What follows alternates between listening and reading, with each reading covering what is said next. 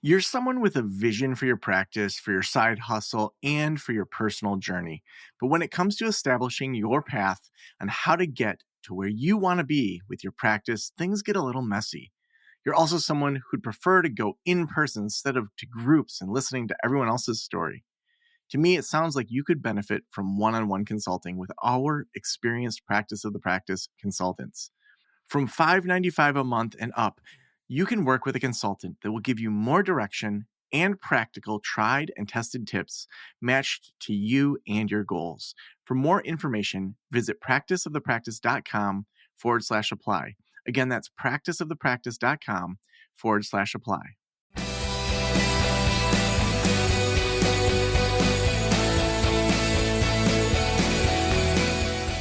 This is the Practice of the Practice podcast with Joe Sanok, session number 1339.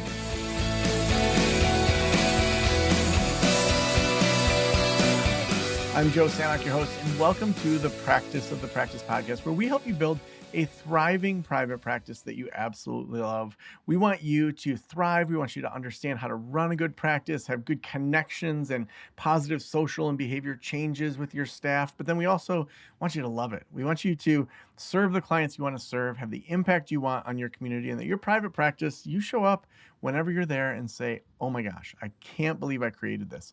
So that's what we're doing here 3 days a week. We're launching this podcast thanks to all of our sponsors and listeners to make that happen. Also, if you're looking for some extra change, some extra help this year, don't forget about the Practice Academy. We have openings now in all three of our tracks. So that's Sustainable Solo Practice, Group Practice Launch, and Sustainable Group Practice. Those are the three tracks. You can read more about that over at practiceofthepractice.com/membership. We have a bunch of people jumping in there, so make sure you jump in to get that support. We have 12 live meetings a month. We have over 40 e-courses and just tons of help for you. Every month we do Ask the Experts, where we bring in amazing people that you can ask direct questions of to help you grow that private practice. I'm so excited to have Dr. Jay Van Bavel, who's a PhD and is a professor of psychology and neuroscience at New York University and a leading researcher in social neuroscience. His work examines how identity, group dynamics, and social context shape belief formation, trust, morality, and behavior. Jay's research is widely cited and frequently applied to real-world issues, including misinformation, polarization, leadership, and social influence. He's also the co-author of The Power of Us, which explores how group identity can be leveraged for positive social and behavioral change. Jay, welcome to the Practice of the Practice podcast. Thanks for having me, Joe. Oh, I'm so excited to have you here today. I always love having professors on because you have that, here's how you apply it in the world, but then you also have the data to back it up. And it's always nice because, it's been a while since I was in grad school. And so I don't have to keep up with the data. So that's why I have this podcast. So welcome. Yeah, it's great that you care about it. A lot of people forget about it once they leave school. Yeah. Well, okay. So your new book, The Power of Us, we're talking about group identity. We have a bunch of group practice owners here that are always, wondering / struggling with how do they manage groups? Like, how does that look? Let's just start with, when you're writing a book, you usually see a problem or two that you want to tackle. What is the problem that you're tackling in The Power of Us? I think the biggest problem I want to tackle, or we tried to tackle in that book, was getting people to understand how group identities operate. So everybody has an understanding about their own goals. You can go to a bookstore and there's like walls of books on self-help, and they're all centered on you as an individual. And from the very first moment we started writing this book, our goal was to get people to realize that a huge part of their identity is their membership in groups. And so that might mean, you have a membership as, for me, like I'm a father when I go home and at that moment I'm thinking about how to get my kids dinner or help with their homework. But when I'm here with you, I'm thinking about myself as an author. And when I wrote this book, I got suddenly included into all these groups of other book authors who wanted to support and help one another. When I'm in the classroom, I'm thinking about myself as a teacher and how can I get through to my students and help them learn. And then maybe tonight when I turn on the hockey game, I'm like an Edmonton Oilers fan because I'm from Canada. And so all I'm thinking about is will my team win? And I'm sitting and cheering or getting deeply upset. And so throughout a day, we can shift through 5 or 6 different identities that are all really important and central to who we are, yet are all fundamental to groups we belong to and not really about us as an individual. And each time we do that, it changes what we value, what we pay attention to, how we're interpreting the world. And so the metaphor we use in the book is each identity is a little bit like a pair of sunglasses, and it has a different shade to it, and it shades how you're interpreting things in the world. Mm. I love that. And I think that idea of even just thinking about, yeah, when I'm working with my daughter on cleaning her room for 4.5 hours on Saturday, I'm a minimalist and a father, whereas I'm not necessarily thinking in that same way when I'm on that podcast with you today. So Yeah. totally makes sense. Yeah, and the thing is to understand. There's two things to it. One is to understand for yourself, and it can tell you why we sometimes act like hypocrites or see other people acting Mm. like hypocrites, and they seem inconsistent.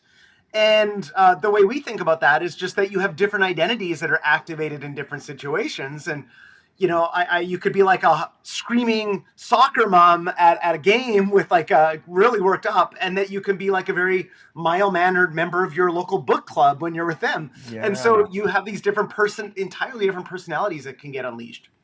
Yeah. So what do we do with that? Like, okay, Um, so we know that about ourselves. Like now we just live with it, or like, what do we do with it? Well, there's lots of ways to think about it. The first is just an understanding, so you can understand what's triggering you, why you're acting a certain way, why others are acting a certain way towards you.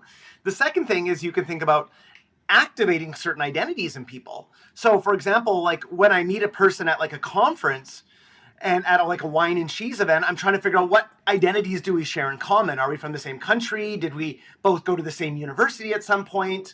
And once you have those, it's a foundation for a real relationship. There's research showing that even if you find someone shares your exact same birthday, that you feel a greater connection and sense of belonging with them, even if that's pretty random thing. So these become really important to kind of being a foundation for relationships. Hmm. And then the second thing, and we can activate them by reminding other people they share identities with us, and that can actually make them like us more. Like if you're in a job interview and you have something in common with the person, highlighting it can actually make them more willing to hire you. So that's one way to handle it. The other thing to think about is you should think very carefully about what groups you join, because that will shape your whole identity and how you think and behave and what you care about. And so, for example, again, when you're doing a job interview or you're thinking about what book club you want to hang out in or whatever, you want to hang out in one that like has the right values and is going to like push you to be the person you want to become, whether that's Mm. in a professional sense or a moral sense or a well-being sense. If you join a running club, guess what? You're going to be supported to exercise every single time you show up. And so that like can help you meet your New Year's resolutions. In fact, it's one of the most effective ways to achieve your goals. But it's important to figure out what your goals are and what groups are going to help you get there. Yeah, what does the research say on that? Because I've heard, and I haven't seen any research that backs it up, that you're the average of the 5 people you hang out with the most. Is there research that backs up this idea of specific groups will help you level up in specific areas? Yeah, there's tons of evidence of this. And it can also drag you down. So for example, I'll go to we're close to New Year's right now when we're recording this. I'm thinking like if you have a goal to quit smoking, and all your core group of friends always goes to a certain place, a bar or someone's house, and you always fall back in that habit, it's going to be very hard for you to quit. But if you we create a new group of friends or hang out with a different group of friends that don't do that and they're more interested in like, let's say, an active healthy lifestyle, then that's going to push you in an entirely different direction, will help you meet your goal to get healthier.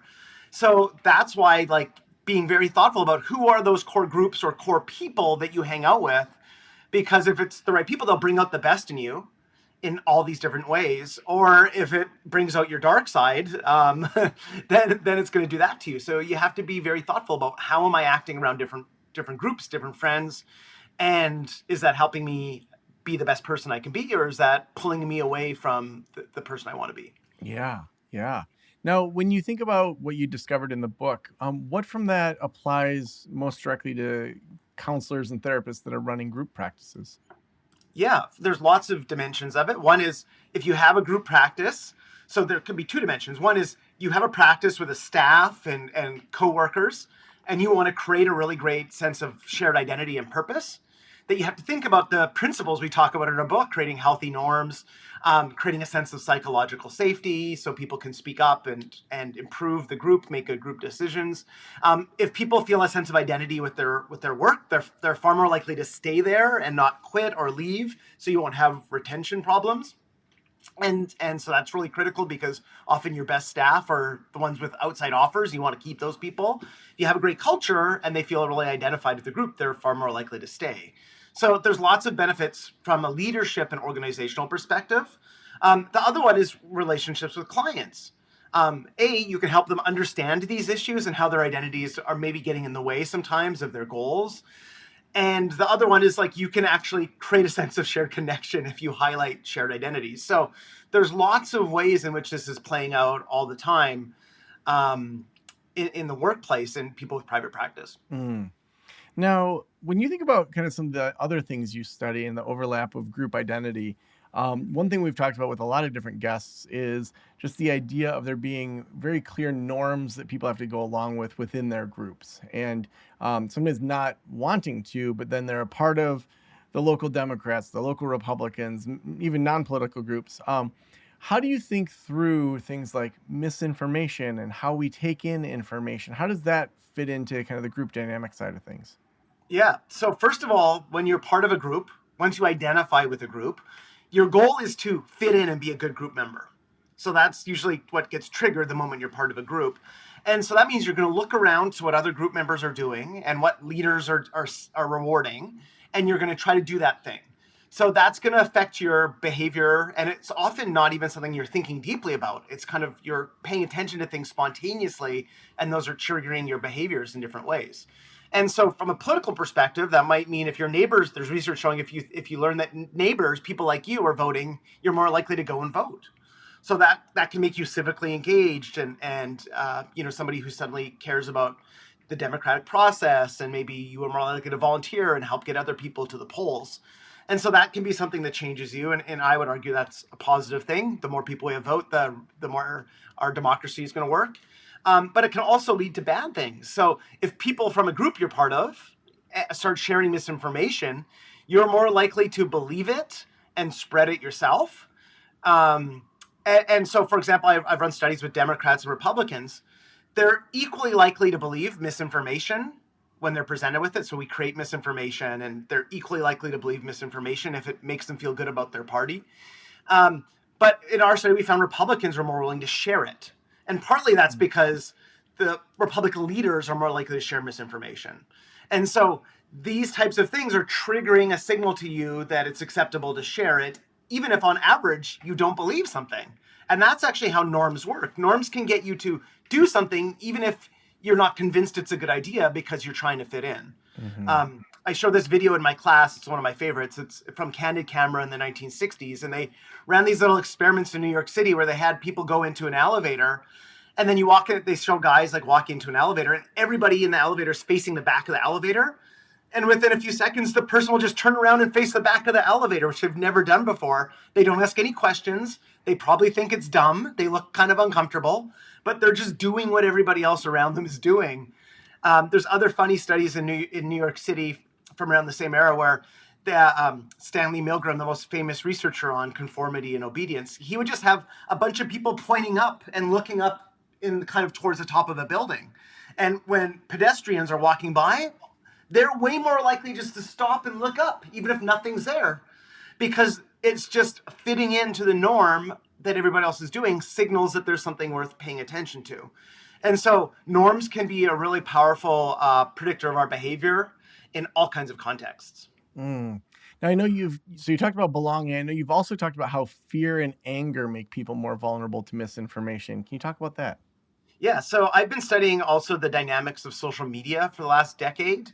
And one thing that seems to be amplified on social media are people with really extreme voices and content that triggers moral outrage. So people are far more likely to observe, there's a great study in this, people are far more likely to observe examples of immorality on social media than they are in real life or on every mainstream media, TV, newspaper, radio combined. And so we're learning about immorality online now, and 5.5 billion people are online, average users online for 2.5 hours a day. So we're consuming a lot of immorality online, examples of it. And the main emotion that seems to trigger is moral outrage, which is kind of understandable. If you see immorality, it makes you upset. Now, there's new research showing that when you're in a emotional state of moral outrage, you're more likely to spread misinformation. You become susceptible to believing things that kind of fit your feelings of moral outrage. And so even smart, well-meaning people can be manipulated and triggered in various ways that make them do something that is counterproductive, to society and to themselves, to their own reputation and so forth, because they're triggered into an emotional state. And moral outrage is a really powerful one. So I get into it too. I have this feeling sometime when I'm scrolling through social media, getting worked up into a frenzy, feeling like everybody hates each other. And then I've had that feeling, then I've like had to walk out of my building and go for lunch, like a couple blocks away. I walk down Broadway, like downtown New York. And you would think like New York's a pretty intense, angry place. That's what most people think about it. Loud, obnoxious. And everybody feels so chill in the streets of New York compared to what I'm experiencing online. I realize, oh, no one's yelling at each other. People don't hate each other as much as it might seem. So that's partly what's happening when you're getting exposed to a lot of information online.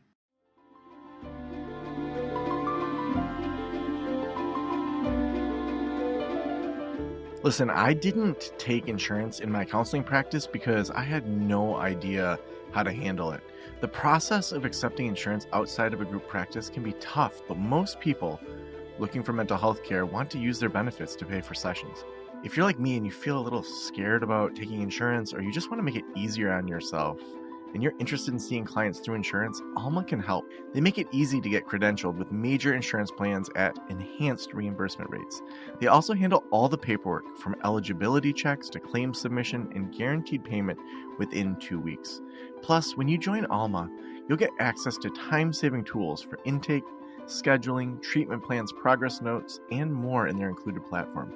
It's going to make it so much easier for your team, so you can spend less time on administrative work and more time offering great care to your clients. Visit helloalma.com/Joe. That's helloalma.com/Joe to get started. Yeah, it's interesting. So I'm reading Yuval Harari's book, Nexus, where he talks a lot about the algorithm and how much over time it has learned that outrage gets way more clicks, makes, Google or, Meta more money. And so I'm thinking about that as you're talking. And, right now I'm 8 days into just being off social media. I've noticed how much I was being fed just things that were typical of men, just boobs and things that were just like, this was on TikTok, and just like things that make you feel insecure about your relationship, of like, here's how it could be better, here's how it's worse, here's what women want. And it's like, I'm not even asking for this stuff. And then on top of that, the political outrage that was being fed to me. And I just realized that I was like more frustrated in my relationship. I was more thinking yeah, what am I getting out of this relationship? And I was thinking, well, yeah, like politically, like they are doing things wrong. And it was just like, God, I'm being like totally manipulated here, and I hated it. And I'm like, I'm just gonna like take a break and see what happens. And within just like 48 hours, I just felt more chill. And it just was like frustrating that this company had figured out a way to so quickly manipulate my brain and just get to this like reptilian center that felt like I had no control over. And I don't think of myself as an addictive personality, but it just, I don't know. I don't know what my question is in there. So, I take this break from social media, and I'm definitely feeling this relief from a lot of just, all that inundation of just things. But I mean, I'm wondering, like, you've talked a lot about how behavior change is more social than individual.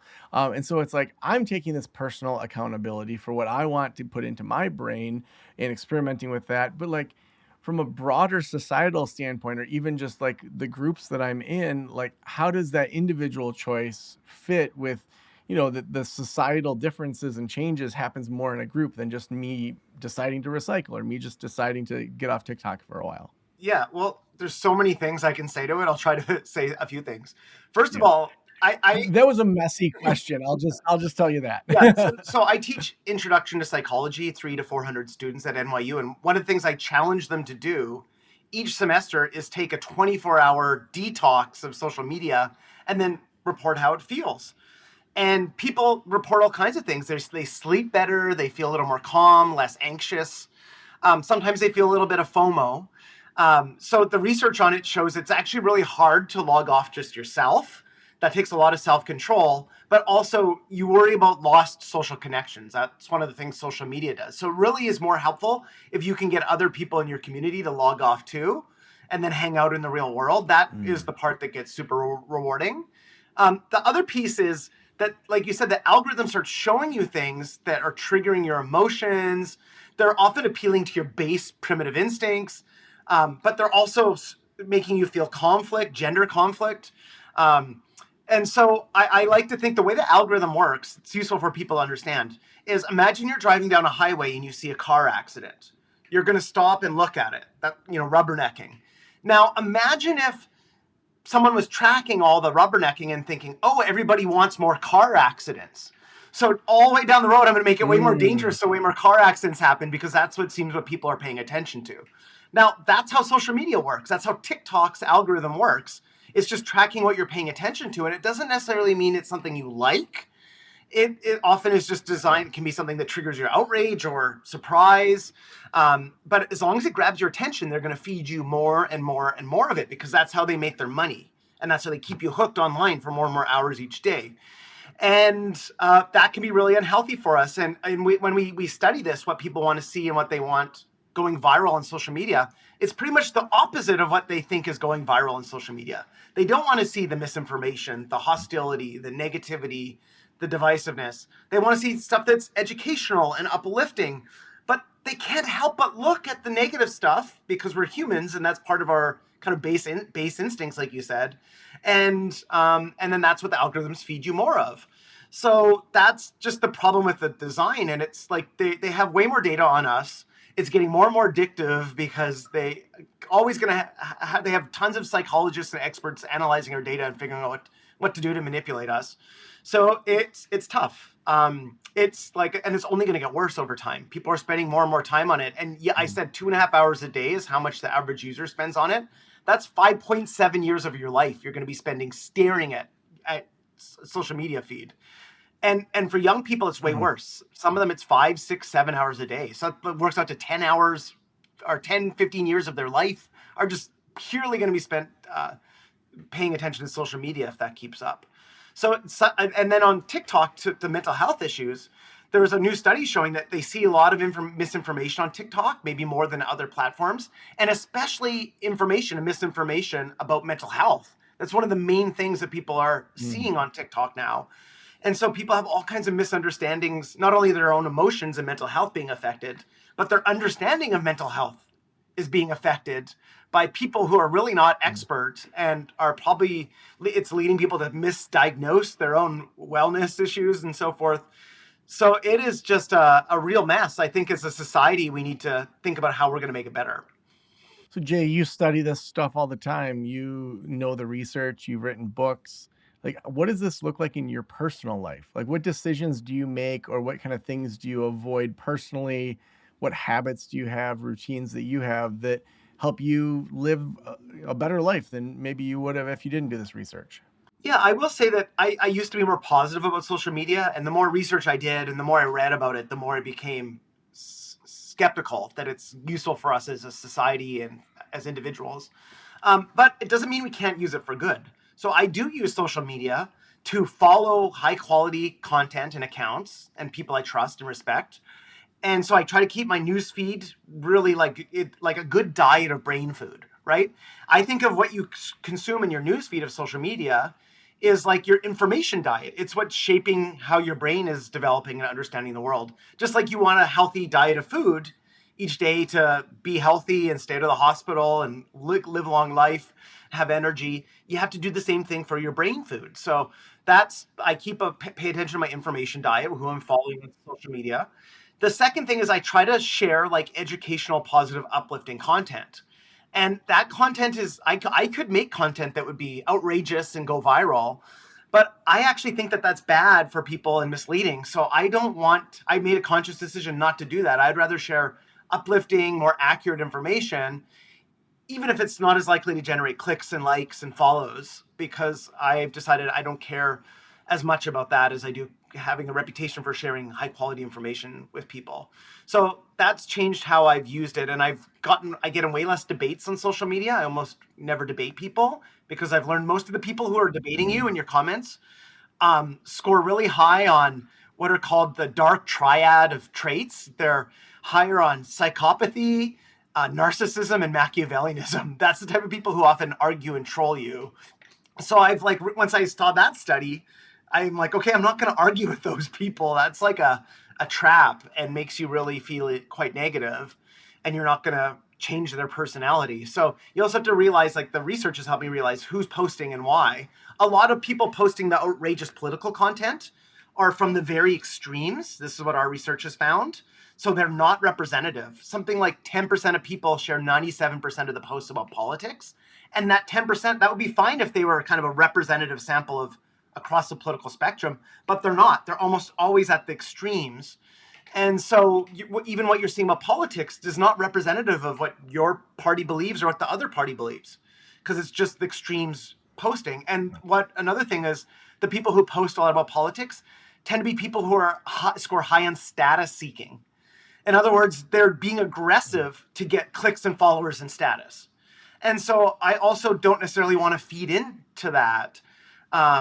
And I understand what they're doing and why they're manipulating people is because they have extreme views, but also they're trying to, game the algorithm to get status for themselves. And so I kind of disengage from that, knowing those things. Oh, so good. Jay, the last question I always ask is, if every private practitioner in the world were listening right now, what would you want them to know? What would I say? I would say that the first thing to understand is that identity matters. All kinds of identity matter, though, not just the ones that you see, not just a gender or race or age, but people have all kinds of identities, and I often ask them to report their identities, and the ones that come to the top are all kinds of interesting things. Somebody's like, their primary identity is a grandmother, or their primary identity is a dog owner, and that's their community. They love to hang out at the dog run. So I would say, like, to help understand where people are coming from, to understand those identities, understand if they're getting support and connection through those, or if those are a source of anxiety and resentment and threat. Because a lot of people, when they feel their identity is under threat, they lash out, become defensive or aggressive. So I think that is just a critical thing to understand. And then also yourself, whether it's on social media or in the real world, if you find that people are attacking your identity, whatever it is that you care about, you're going to get that same angry, hostile, defensive instinct. And so you have to understand where it's coming from and what you can do to cope with it and get past it. And then maybe pivot the conversation or try to find common ground with that person so they're not threatened by you. So I think these are like really powerful things that we can use in the world, but also in our personal and private life, and certainly in private practice as well. So good. Jay, if people want to get your book, if they want to learn more about your research, your writing, where should we send them? Yeah, you could go to www.jayvanbavel.com. That's my website. I have a link to my book there, and I also have a newsletter with about 10,000 subscribers where we post studies and research and opinions about research on all of these topics. And our whole goal is to make people smarter about these issues, educate them, and also try to talk in plain language. Too often, academics are just writing articles and talking to ourselves, and sometimes it's impossible to understand what they're saying. They're using jargon, overly complex terms. We try to distill the essence of it so that anybody can understand it and use it in their own life. So good. Dr. Jay, thank you so much for being on the show today. Thank you so much for having me, Joe.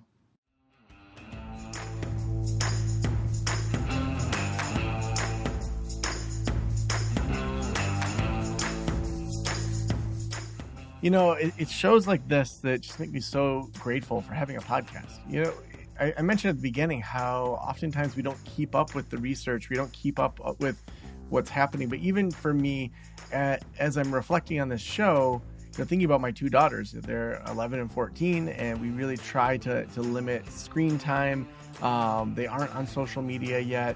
We've really tried to move away even from the quick YouTube. Notice just how fast that was going, to have more longer form shows that we watch together. on a screen that's on the wall instead of right in front of their faces. And to just, hear Jay talk about all of this, to just have antennas up and say, for all of us, this is new. There hasn't been a generation of adults that have to handle social media, AI, all these different things, and we're figuring it out. And to be able to have a podcast where I get to say, okay, I'm interested in these things. Hey, team, will you reach out and find people that are experts in this area? For me, just personally fulfills me. And that's the best podcast, in my opinion. One that you as the host are going after things that you find interesting and that you're curious about. If you want some support around starting a podcast in the new year here, just head on over to podcastlaunchschool.com. We've got some free resources there. We've got paid resources. We've got a course. We've got a full done-for-you launch if you want that. So if a podcast is in your blood for this year, we would love to help you. Also, we couldn't do this show without our sponsors. Thank you so much to Alma for being our sponsor today. I wish Alma had been around when I had my private practice. I had no idea what I was doing. That's why I didn't take insurance. But if Alma had been there, I would have. And there's no reason that as a clinician, you should be spending hours on paperwork to bill for insurance, or not knowing for sure that you'll get reimbursed for sessions with your clients. If you're interested in seeing clients through insurance but don't want to navigate the process and paperwork on your own, Alma can help. They make it easy to get credentialed with major insurance plans at enhanced reimbursement rates and a guaranteed payment within 2 weeks. Visit helloalma.com/Joe. That's hello, ALMA.com/Joe to get started. Thank you so much for letting me into your ears and into your brain. Have a great day. I'll talk to you soon. Special thanks to the band Silence is Sexy for that intro music, and this podcast is designed to provide accurate and authoritative information in regard to the subject matter covered. It is given with the understanding that neither the host, the producers, the publishers, or guests are rendering legal, accounting, clinical, or other professional information. If you want a professional, you should find one.